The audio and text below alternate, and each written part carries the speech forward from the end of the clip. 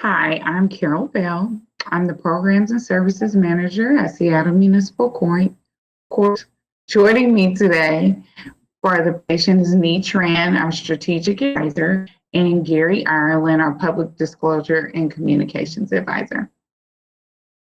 Just a little bit about Seattle Municipal Court. The court is the largest court of limited jurisdiction in the state of Washington. We serve over 750,000 constituents in the court. So on behalf of Seattle Municipal Court, I really want to thank you for giving us this opportunity to make this presentation to you. Expanding access to courses in So our presentation is going to cover the following key areas: vision, partnership, growth, planning, outreach.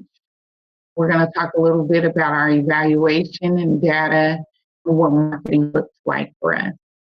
As a caveat, really just pointing out that all of this happened prior to COVID-19. So at the end of the presentation, we're going to share a little bit about where we think and we want to take things for beyond 2020.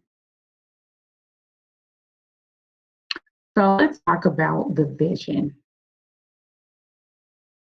This really started out as, the court had embarked on a strategic plan in 2017, which placed particular focus on bridging the gap between the court and the community we serve.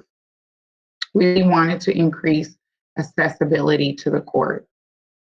In looking at that, our first effort started with warrant outreach events. With over 9,400 active warrants at the time, we wanted to offer the community a safe alternative to the courthouse to come talk to us about their warrants. Then they could do this, without fear. And we also were providing them with options on how to resolve the warrant in the underlying case overall. We worked with the police department to ensure they were not in the vicinity during this event. And we also partnered with public defense so they could provide counsel to any of the individuals that came in prior to being served by the court representatives that were there. Over time, we just really started to expand what this event looked like, and that included bringing in re-licensing staff so that people could resolve unpaid tickets and things that were paying their license. We gave them the opportunity to do community service needs and set up payment plans and resolve that. Then we brought in social services to support them, as well as other partnerships that we have through Community Resource Center. And some of you may be familiar with the Community Resource Center, as we came out and talked about that at a presentation about a year ago. So as we were expanding, one of the things that we were really intentional in this was targeting different neighborhoods in Seattle in order to reach a wide range of constituents in all geographic areas of the city. Just a little bit more about accessibility. Seattle is a fairly large city, and the court's client base is extremely diverse. In many conversations with the court and those that we serve, we heard that there was a need to increase accessibility to the services we offer. Looking at that, we looked at also the different dynamics and the barriers that the courthouse being positioned in downtown Seattle, what that was looking like. In terms of community engagement, one of the things that we were hearing is that the growing concern that the court really wasn't hearing what the community was saying, or we were missing the mark in the conversations we were having. So we thought if we would get out in the community, we would be in position to really understand what the client needs were. And then the piece of this really just mobilizing our resources. The court has made many efforts to meet the needs of those that are coming into the court through our Court Resource Center. We provide a huge menu of services there, and we thought it was really important to mobilize that, take it out into the community so those individuals could access those same services. all of this being said, it was just really important to take a holistic approach on how we are reaching the clients that we serve. We want to make sure that we're really meeting the needs of the whole person. Now, let's talk a little bit more about what it's like leveraging existing partnerships and the benefits. Um, where we were, some benefits of this, we looked at really, we were able to hear more about the community needs with each event. We learned what they wanted, just whether it was our staff that was on site there or some of the forms and survey tools we were using. It allowed us to hear more about what people wanted. So that way, we really just started to dive into these engaging the community authentically, in my opinion. Then there's a piece of saving taxpayer dollars. We had, with the warrants, people are getting apprehended. There's huge jail costs involved. So us giving these individuals an alternative to resolve the warrants, we realized jail cost savings, as well as they're offering an opportunity for us to get uncollected revenue by bringing the event out into the public where people were really encouraged to come in and take things like tickets. And then we also, the piece of bringing the social services to the community, allowing people to have access to services that they may not be aware of, such as like free cell phones or some of the medical benefits, getting a bus card, through some of the transit services we're offering, just pieces like that were available at these events. And just really a full scale expansion of what Seattle Municipal Court Services look like is also a benefit of what we had here. Now, the partnerships. There are many partnerships that we leaned into to make this happen. Cross jurisdiction, we partner with other courts, making arrangements to resolve warrants for defendants that may have came in and they had a warrant in a neighboring jurisdiction. We were able to also provide them information how to quash a warrant on other jurisdictions if we didn't have the authority to resolve the warrant. Then over time, we were also able to begin those partnerships from the court resource. And a lot of those were like the social service providers, such as DSHS and other kind of government agencies. Social service agencies that we had were like treatment agencies, second chance employers, job access, health and transportation benefits that were there. We had worker retraining, so just a variety of agencies that were there, and we leaned into those partnerships. Some of those, like being our hepatitis C, they come out, they did testing as well as education. The emergency feeding program, where people are able to get emergency food bags or lunch services. Then there was a piece of leaning into our city and county relationships and partnerships there. So I before referenced Seattle Police, we were working with them so there would be no attempts to apprehend anybody that came to the event of public health. And then I think the important partnership we leaned into was that with the community centers, which are run by city government. And the benefits of the community centers that were city owned, they're placed across the whole city of Seattle. And so a lot of them are in these neighborhoods where we typically wouldn't have a touch point, or individuals they kind of have some apprehension about coming down into the court to resolve. It really brought the court to them. And there was also the piece of, because they were city owned, we were able to talk about what our shared interests were and able to negotiate in a way that they let us use this facility for free, which was like almost a $1,500 cost savings for each day that we use these facilities. So we just really felt like there was a lot of benefits to partnerships. That's really key to making something like this successful.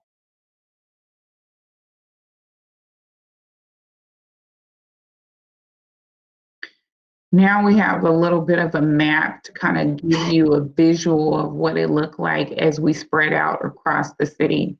You'll see that we were in the southern part of the city, or southeast, which is where our Rainier Beach Community Center is. We're in the central area at Garfield Community Center. We went out as far north as the Lake City Community. We came out west to Darien, again back in the south at Rainier Community Center. Some of the exciting pieces that we saw with our expansion is just really what an increased number of participants, as well as just kind of building on the knowledge we were gaining at each of the events. As you can see at Yesler Community Center, that's when we started out. We only had like 20 individuals show up. We had our staff and the public defender, like we said. And then we moved on to Rainier Beach Community Center. At this time, we're kind of gaining a little legitimacy with the community that we're serving. They're now realizing that the warrant outreach piece is something that's legitimate. Then we moved to Lake City Community Center. And then we started bringing in like that relicensing staff, some of those social service providers. Moved on to jail. That was high. I mean, we're jumping from 45 folks all the way to 300 participants that were served. And then we had almost 100 individuals we had to turn away because we just weren't prepared for that number. At Garfield, that's when we started to implement a different organizational structure that Nee's going to share a little bit more with you about. It allowed us to really be prepared for all of the folks that came in there, and we were actually able to serve 250 individuals. We had social service providers, and we were able to bring in another licensing agency that supported the courts countywide. And then we went to Rainier Community Center, again, just adding in social service providers. And that's where we were able to serve our highest number of clients of 400 participants. So now I'm just going to turn this over to Nee, so she can tell you a little bit more about what the planning and data and evaluation component of this looked like as we built on of just doing community engagement and the warrant outreach. Warrant outreach. Thank you, Carol. I'm gonna give you a full picture of what actually goes on the day of the event, as well as the prep work that was required to make it possible, just in case you're interested to also offer something like this to your community. So this is the layout of the last ITC event that we held in October 2019. All of our events are held at Seattle Community Centers, as Carol mentioned earlier, free of charge, thanks to our partnership with the city departments. The goal here at the event is to provide a seamless experience to the participants. The line starts at the entrance, and upon entering, participants receive a ticket number and the check-in form, and are guided to the bleachers on the far upper left there to complete the form on the clipboard. And once they're done, they would head over to the registration tables. Our staff would then connect them to a navigator to help them navigate the event.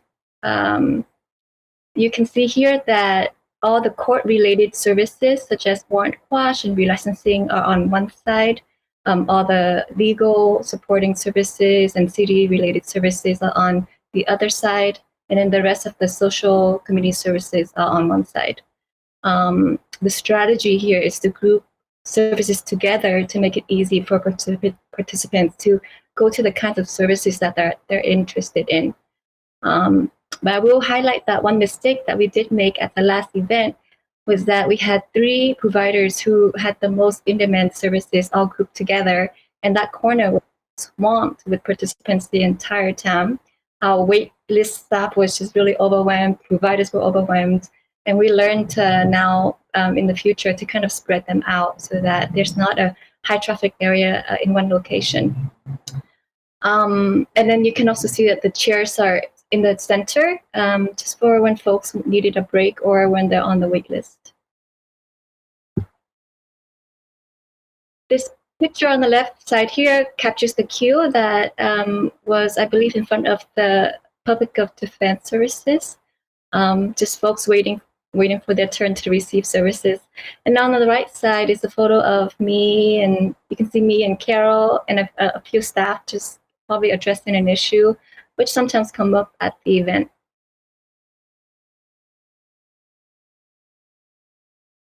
For the event to run as smoothly as possible, everyone absolutely needs to know their role and the roles and responsibilities of everyone else on the organizing team.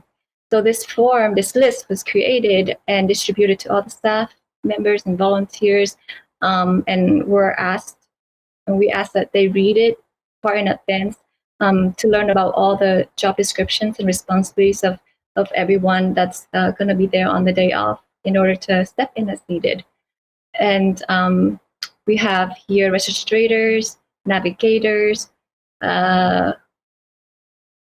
IT support staff, interpreter leads, floaters, and then SMC relicensing, ticketing staff, and so forth.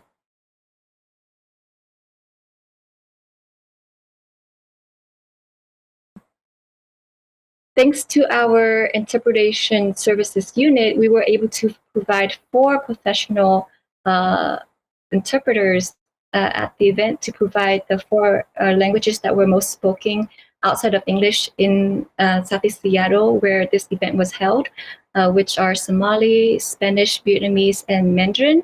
But we also reached out to our staff and volunteers and asked them about their language fluency, and created this chart right here to distribute to all the service providers and staff on the day off so that we can quickly and easily provide language interpretation as needed.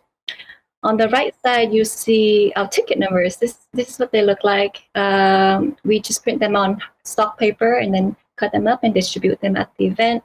The helpful thing about ticket numbers is that they help us track participants, and also for waitlist, so that we can easily just call out a ticket number instead of trying to pronounce a difficult name of a participant. All participants must fill out this check-in form front and back. On the left side, we ask them to circle the services that they're interested in accessing that day. And you can see here we have 47 services from attorney providers, service providers. One of the feedback that we received from a participant that day was that he gotten everything that he needed in 2 hours instead of it would have taken him months to complete otherwise. And he just walked away so grateful, and it really warmed our hearts to hear that. On the back side is a participant profile where we collect just really basic information and also social economic information, just so we have a good understanding of where our clients come from and what their needs are. And I'll talk a bit more about our data in a little bit later here. So that check-in form we actually collect from the participants so that we can enter them into our database system. But this form is the one that the participants get to keep with them at the event. We call it the Participant Navigation Guide. So what our staff does is we'll circle the services that they circled on the other form, and then hand him this form and show them the backside so that they know where all the providers are located, and use it to help them navigate the event. We ask all providers to complete this form to help track client first name, last name, ticket number, and the services provided. It's one thing for us to track the services needed in the check-in form, but it's another to really understand whether those services were actually accessed and delivered on the day of. So this helps us understand that. A few more items here to note. We provide name tags to all the volunteer staff, service providers.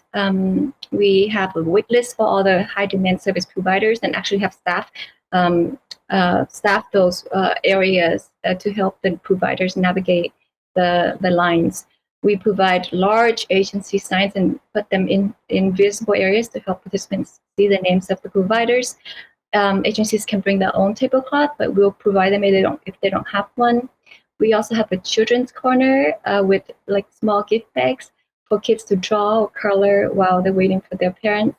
And we provide water, lunch for providers and staff, usually pizza, donuts, or bagels. And a few more logistical things that come up, lanyards, clippers, pens, printers, etc. We also have a in the community steering committee consisting of 10 members, including the director of program and services, the chief clerk, corp operations director, corp technology director, to just help advise on operations, budget, and staffing. This kind of event is truly an all hands on deck type of event that requires the support and engagement of the entire court. Okay, so a few weeks after the event concludes, we usually put together a post-event report that includes all the highlights of the event, what went well, what we could have done to improve, and then all these data charts here to help the steering committee and now executive leadership team understand the profile of our participants. So at the last event, which was held in October 2019, that attracted over 400 participants. Of that, 75% are from Seattle. The rest are from the surrounding cities. In terms of race and ethnicity, 47% are Black, African American, or African. 16% are white. 15% are Asian. 7% multiracial. 5% Latinx. 4% Native American, Alaska Native, and 2% Pacific Islander. The largest age groups are 25 years old to 35 years old, 21%, and 35 to 44 years old with 22%. You can see in here that 34 or 1 in 3 of the participants reported experiencing homelessness or unstable housing, which is a very high percentage. In terms of gender, it's split in the middle here with 49% male, 50% female, with 0.6 transgender female. 16% are SMC Seattle Municipal Court clients, and 80% come from the community. And the last chart on the bottom right corner here shows that only 12% receives Washington State Department of Social and Health Services benefits, which are food stamps, cash, medical, which is really surprising and sort of regrettable to us, because on the following slide, you can see here that for employment, the majority, 59%, earn less than $20,000, with 26% earning no income whatsoever. If you add those two together, it's 85% that earn less than $20,000 that are eligible for the SHS public benefits, and yet they're not tapped into that resource. Carol mentioned earlier that we have a community resource center, which is a social service hub inside the court with providers on site to provide direct service to participants. And one of our providers is the Department of Social and Health Services. And this kind of data helps us understand that there's this huge gap in the availability of services and people actually receiving those services. So this helps us be more mindful of really promoting our services and connecting them to the SHS to be able to receive state-funded public benefits. For income, for educational attainment, 30% earned a high school diploma or GED, 17% attended some college, 15% had less than a high school diploma, and less than 5% earned an associate's, bachelor's, or master's degree. For languages, 77% of participants reported English as their primary language, followed by 9% Vietnamese, 6% Somali, and 2% Spanish. I will add that we were swamped with requests for Vietnamese interpretation and many languages that we could not meet the demand. I speak Vietnamese, so I was pulled away at many points to help translate or interpret on the day off, even though we already had one, but he could only help one person at a time. And at one point we had 5 or 6 people just waiting at the bleachers for interpretation services. So really try to have a good understanding of the language needs in your community and try your best to recruit as many volunteers and staff as possible to meet those needs. This data here is very helpful to us. It captures their service requested by count, which lets us know which ones were the most requested in order. Here you can see the most requested service is resolving an unpaid ticket, followed by getting a free lifeline smartphone and services, driver license relicensing, bus tickets, Orca lifts, reduced fare, DSHS services, and employment. This next chart captures services by category. So we grouped them together, and you can see here that the biggest category is SMC court services, followed by transportation, public benefits, phone services, and Department of Public Defense services. It's really important to note here that we know community resource fairs and are hosted everywhere, right? But this here tells us that there's a need for a court to actually go out to the community and offer these kind of events because there's tremendous needs. We are the largest group of services that were demanded that day. And this tells us that we should continue to offer the ITC events in the community as often as possible. I have one last slide here for charts and data. And so the Community Resource Center, as I mentioned earlier, we saw actually 7,000 participants in 2019, which is a lot of people. And earlier this year, our court administrator asked me to put together a trends report to see, what's been happening in the past few years and compare various data elements. And this chart here looks at the utilization by race, year, and the SMC in the community event. And you can see here that the first 2 bars of these categories, the blue and orange, capture the Community Resource Center participants in 2016 and 2019. The remaining bars, the green, the blue, and the purple, captures the inter-community events in the past 3 that we hosted in 2018 and in 2019. You can see that for multiracial, Native American, and Hispanics and Latinx, the trend kind of just goes up and down in a very consistent manner. For Asians, there's a little bit of a spike at the last event because of where the event was hosted. It has a large concentration of Asians. But for white and Caucasian, you can see the trend here is that white and Caucasian participants are much more likely to visit the CRC than participate in the ITC event.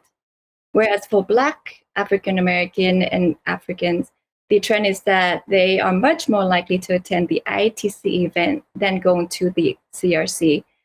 They almost kind of mirror each other in a way. And while this is not a lot of data to make any concrete conclusions, it does tell that there are factors that perhaps makes the Community Resource Center, which is located inside the court, more accessible and approachable to court clients, to white and Caucasian participants, whereas in the community event where we go into the communities and neighborhoods with the sole intention of offering social services and reducing barriers to accessing court services, were much more appealing to Black African American participants. So much that at the last few events, the percentages went up to 45%, 56%, 47% out of all the participants. It's also worth noting that Black, African American, and Africans make up only 7% of the Seattle population, and yet 33% of CRC visitors and 45 to 56% of participants at the last 3 in the community events. They are disproportionately represented in our criminal legal system, and clearly the group that needs the most access to social services. So we believe that it's programs like the CRC, the Community Resource Center, and the Inner Community Event that will significantly assist the City of Seattle and the court in its effort to end race-based disparities in our community and achieve racial equity.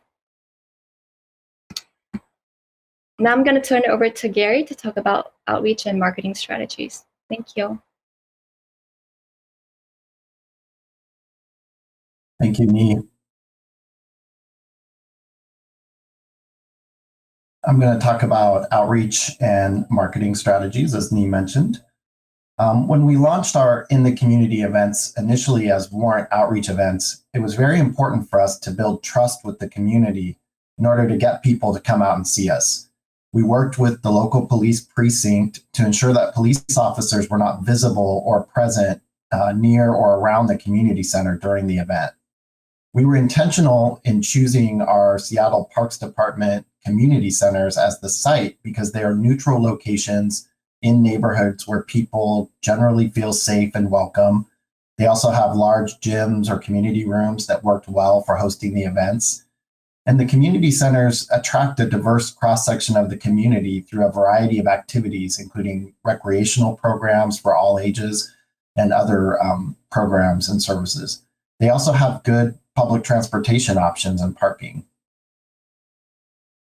Next, we sought out existing relationships within our court stakeholders and other, looking for individuals who could help provide us with connections within the community that would help calm fears or concerns. To dispel, there was initially, when it was launched as a warrant outreach, there were rumors that came up that the event was an attempt to trap or by the police or the court. So we used these connections to help dispel those rumors. We also utilized our police department's community engagement program by sharing information about the event through their demographic advisory panels.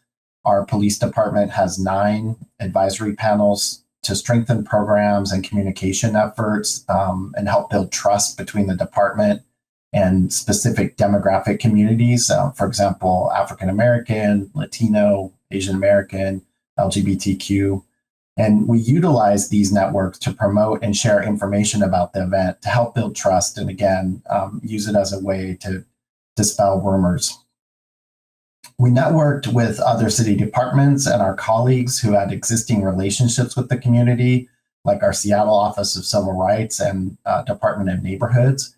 We wanted to leverage these relationships to help, again, share information, share the flyer, and answer questions that may come up about the event, what we were trying to do. And because there were existing relationships, they were a stronger voice at helping to dispel rumors and build trust. We also asked colleagues who had personal and professional email lists or social networks to share the flyer. And this was critical at the beginning.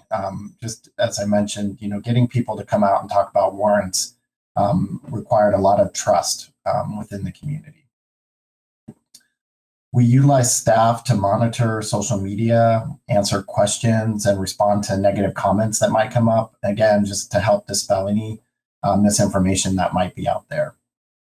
Ultimately, through staying consistent in our approach, continuing to bring the program into various neighborhoods, even though initially we had a somewhat low number of attendees, we stayed on course, and I think this helped show the community that we were committed to bringing our services into the neighborhoods, that no one was arrested, and that the police were not present. And over time, this built trust.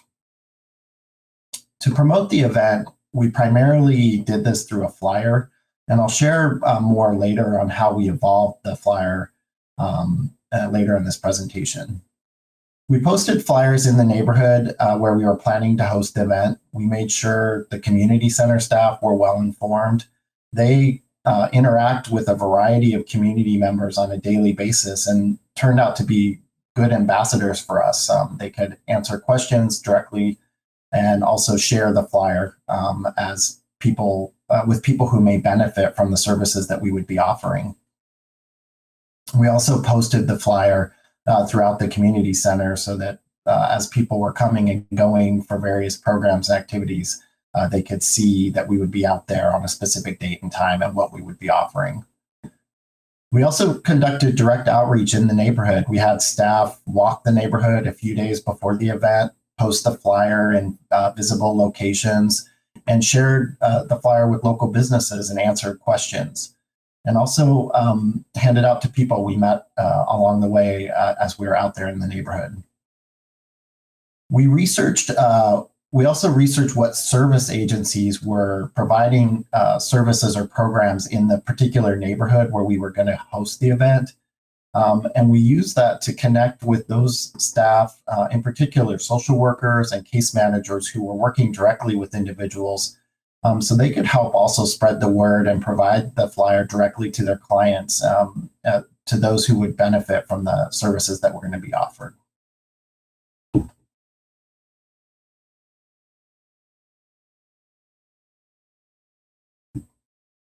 To promote and market the event, we did issue a press release during the week of the event. Initially, this resulted in interviews with radio and TV outlets.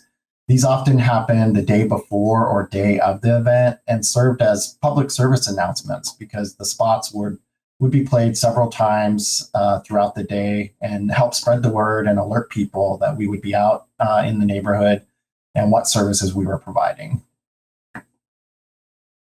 At the events, I often was stationed at the registration desk and so interacted with many of the people who were there. And I heard several times that people said, they heard about it that morning on the radio or saw it over the noon hour and they had a ticket or they had a need and wanted to come out and see what we were up to and how they might get help.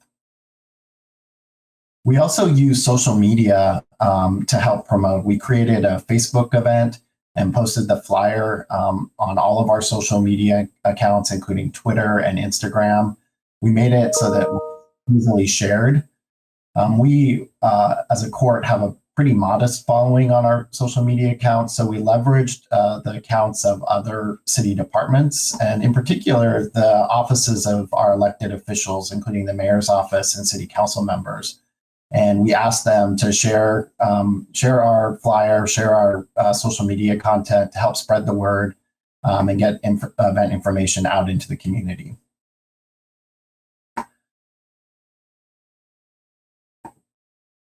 This next slide just visually shows Carol being interviewed by one of our local TV outlets and then a screenshot of one of our Facebook events. As I mentioned before, we primarily marketed the event through a flyer. And as you can see, we started out pretty modest in our design for our initial warrant outreach events. And thanks to NE, evolved the graphic quality of the flyer greatly. And as we expanded the events and added more services and service providers, we definitely needed to evolve it. We learned a few lessons initially because we were not specific enough on the flyer on the types of issues that we would be helping people with. In particular, when it came to warrants and tickets, we were a little too general in our language. And I remember at the Delridge event, we had people who came from many counties, neighboring counties, to come talk to us about warrants and talk to us about tickets. And unfortunately, we had just a limited scope on what we could actually do on site. And primarily, we're only working with warrants that were issued by our court and tickets that were filed in our court. So we evolved the language over time and made it so that it was easily understood by people what we would be able to help with on that day of the event. We also translated the flyer into various languages. We researched neighborhood demographic data to understand the diversity of the neighborhood where we were hosting the event. And we chose the top 5 to 7 languages and utilized our court interpreter program to translate the flyer into those languages. These were posted on our event website, shared through social media, and also through the connections we were making with the social service agencies. And again, we really wanted to attract a broad and diverse cross-section of the community to the event. On the day of the event, we also made ourselves very visible both inside and outside and around the community center. We utilized large signboards and placed them in near main intersections and entrance points to the community center. This would help people who were driving by or maybe walking by in the neighborhood know that we were there and what we were offering, and attract people to come in and check us out. As part of our data collection efforts, we did ask people how they found out about the event. And here's a data slide that from our event in October of 2019. And the data shows that most people found out about the event through a flyer or on social media. And then the next largest group came from word of mouth. And I think this is attributed to the networking that we were doing through both our social service agencies that we were partnering with, as well as the agencies we did outreach to try to attract clients to the event. And I think working with social workers and case managers who were directly working with people was really beneficial to getting people to show up. And some of those service agencies actually provided transportation, and some of the case managers came with multiple clients to the event to make sure that they were there and able to access the services that they needed. For one of our recent events, we created a short 30-second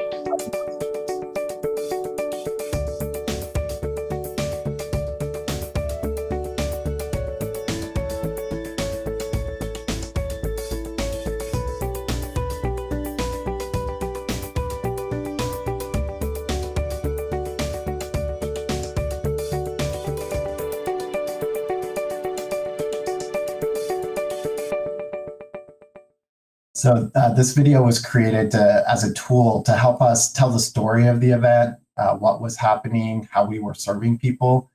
And we used it both with internal court stakeholders to help bring them on board, build support, offer perspective. And we also used it to help educate and bring external stakeholders on board, like our mayor and city council and other community stakeholders. The video provides a great overview of the setup and also offers some perspective on the logistics of the events. At this time, I'd like to turn it back to Carol. Well, thank you, Gary and Uni. I hope that you are able to gather from the information we've shared so far in this presentation just value of having a vision when you want to be intentional in engaging the communities you serve. And really just how we were able to use data and evaluation in this outreach process to help us drive how we wanted to expand the events and really be focused and being intentional on what that engagement looks like and really bringing the community what they needed. As we continue to evolve, 2020, we had many things on the horizon in terms of what our plans were. We're doing further outreach. And of course, COVID-19 has impacted that in different ways. We still have some of those same goals, which is to continue to engage the community in a really meaningful way, just building on the groundwork that we've established here. Doing things like having community-based focus groups so that we can continue to hear what they want and how they want to receive services, or what is the best way to get them the services they need, whether that's things related to the court or judicial process or the social service aspect of things. As we said before, we're really working to meet the needs of the whole person. We are looking at doing things such as getting the magistrates out in the community to do things like have administrative hearings. We want to get probation and counselors in the community to have appointments with the clients so they don't have to come into their door. We're also looking at ways of just expanding other court services that individuals may have a need for, or just things that they need to resolve.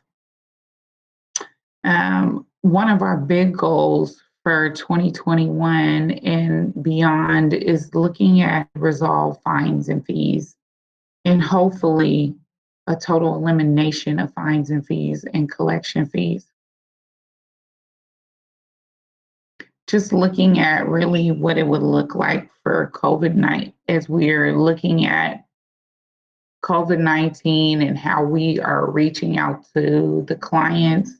It's given us an opportunity to really be creative in our thinking. We're just looking at some of the challenges and opportunity that some of the challenges being, what does technology access look like for individuals? Many folks in the city of Seattle have used things like Seattle Public Library to access technology. And we know those in the era of COVID-19, those access points have been shut down. So we're looking at creative ways of getting or opening up access points for individuals. And also the piece of interpreter services. We stated we have a very diverse population we serve, and it requires having interpreters here on hand in the courthouse.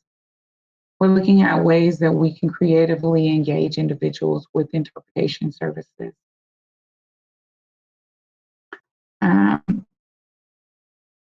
In terms of the ways that we think that we will be able to do things more creatively, we're really starting to see how can we move towards doing virtual conversations with the clients as well. Is there an opportunity to use different platforms like Zoom or Microsoft, where we can engage folks and have private, maybe we're having a larger community conversation and bump them off into one-on-one, kind of like a chat room space where they can ask private conversation questions, have private conversations, and ask questions about their case-specific issues.